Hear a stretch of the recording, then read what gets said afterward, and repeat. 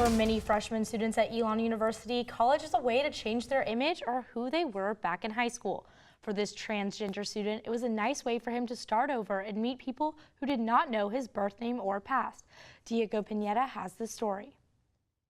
Sophomore Jade Tiemann transitioned to male at the age of 17, just months before he began his first year at Elon. Coming to college has been a way to share his story.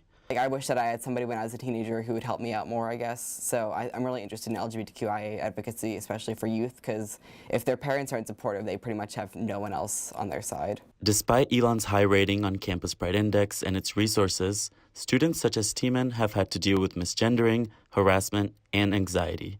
Being #1 in the South, I mean, I haven't had a lot of personal experiences at other schools, but that doesn't necessarily mean it's the best it could be.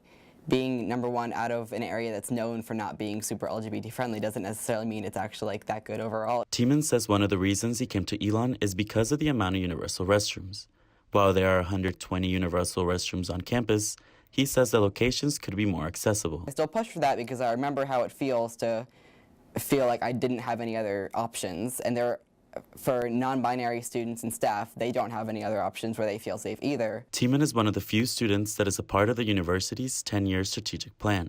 He hopes through this, he can create change and more awareness to make Elon a more inclusive campus. I'm not the end-all be-all.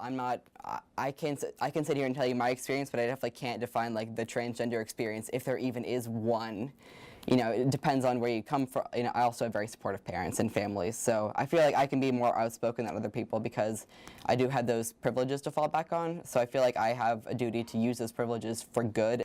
Diego Pineda, Elon Local News.